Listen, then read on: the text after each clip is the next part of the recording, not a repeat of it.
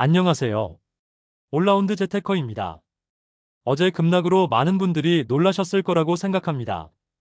전조 증상은 지난주 금요일부터 있었지만 어제 장 초반부터 몰아치는 게 심상치가 않았습니다.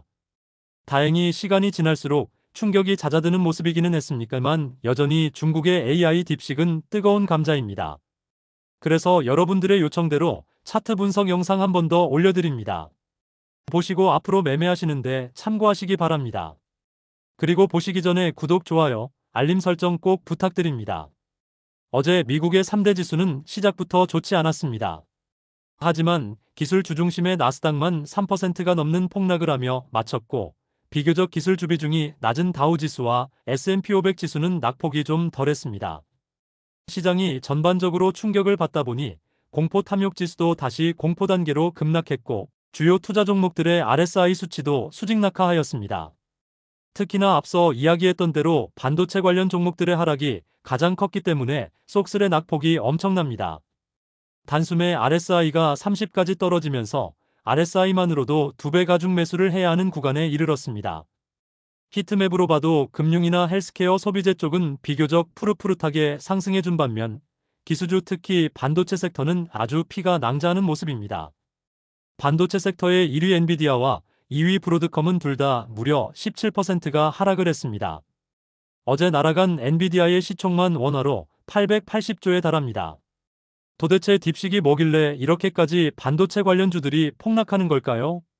딥식은 저가형 고성능 AI를 표방했지만 실상은 디스틸레이션의 경량화에 주목해야 합니다. 디스틸레이션은 증류를 한다는 의미인데 AI에 적용해보면 학습된 모델에서 지식을 추출해내는 작업을 말합니다. AI가 가지고 있는 정보의 양을 조금 가볍게 만들어서 쉽게 지식을 추출해내겠다는 의미이지요. 예를 들어서 이야기해보자면 학생이 시험을 보는데 꼭 교수님만큼의 전문 지식이 필요한 건 아닙니다. 그 문제를 풀 만큼의 지식이 있으면 되는 겁니다. 디스틸레이션의 경량화가 바로 이런 의미입니다. 너무 많은 백과사전식 정보가 아닌 필요한 정보만으로 구성을 한다는 거죠. 딥식의 놀라운 퍼포먼스 덕에 중국의 발표를 의심하는 사례들도 나오고 있습니다. 여기에 머스크도 동참했는데요. 중국이 규제 조치를 어기고 첨단 칩을 보유하고 있을 거라는 추측성 이야기들이 나오고 있습니다. 하지만 딥시크의 백서를 읽어본 전문가의 분석에 따르면 딥시크의 비용은 과소 계상된 게 맞기는 하다. 최종 훈련 단계에서의 비용만을 계산해서 오픈AI 대비 10% 수준에서 개발을 한 것처럼 이야기했다. 실제로 여기에는 모델 구조, 알고리즘, 데이터, 사전 연구, 비교 실험 등 비용은 포함 안 되어 있다고 했습니다. 하지만 규제 위반은 아니라고 봤는데요.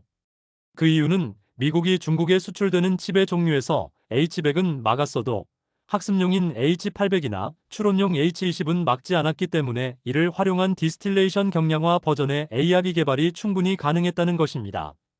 자, 이제 딥시크에 대한 이야기와 공부는 여기까지 하고 차트 분석 바로 시작해 보도록 하겠습니다. 엘리어트 파동이론은 그림만 남겨둘 테니 자세한 설명은 지난 영상을 참고해 주세요.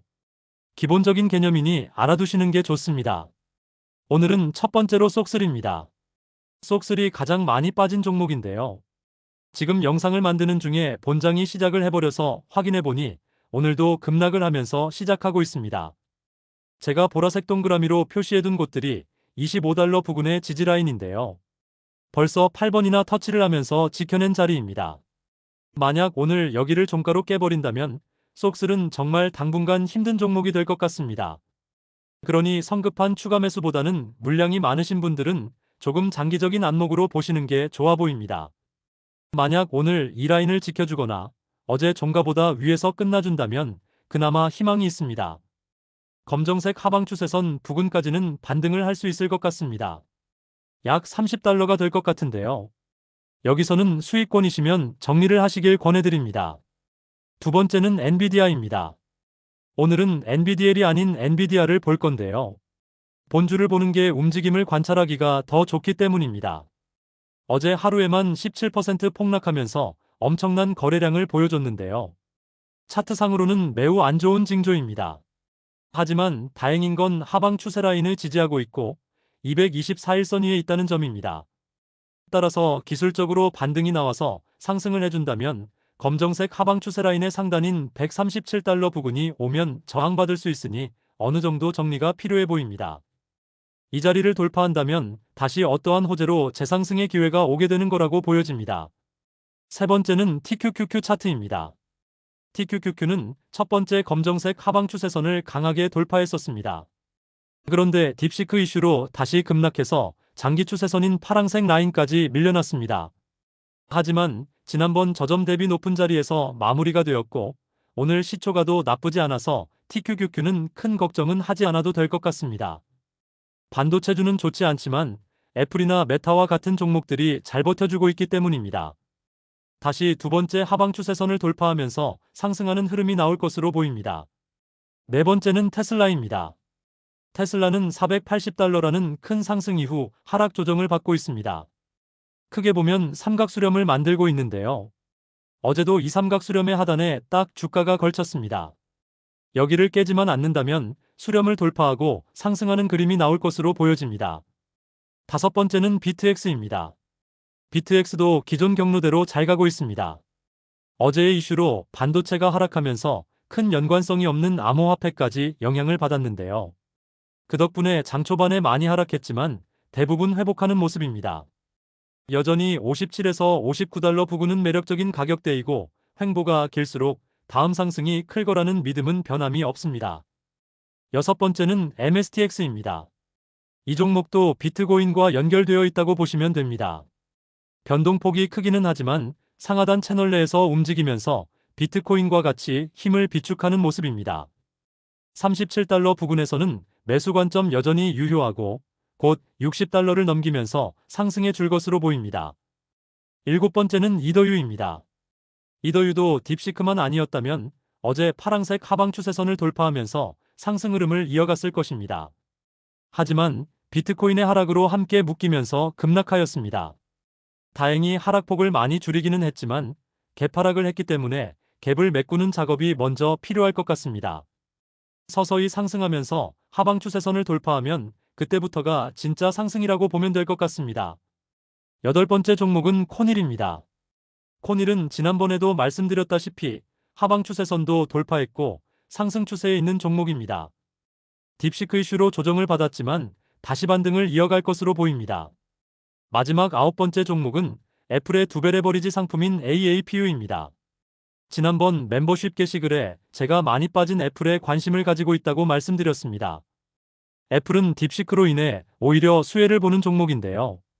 디스틸레이션 경량화가 이루어지면 실이나 비전 프로 같은 디바이스에서 바로 AI 추론을 이용할 수 있게 되기 때문입니다.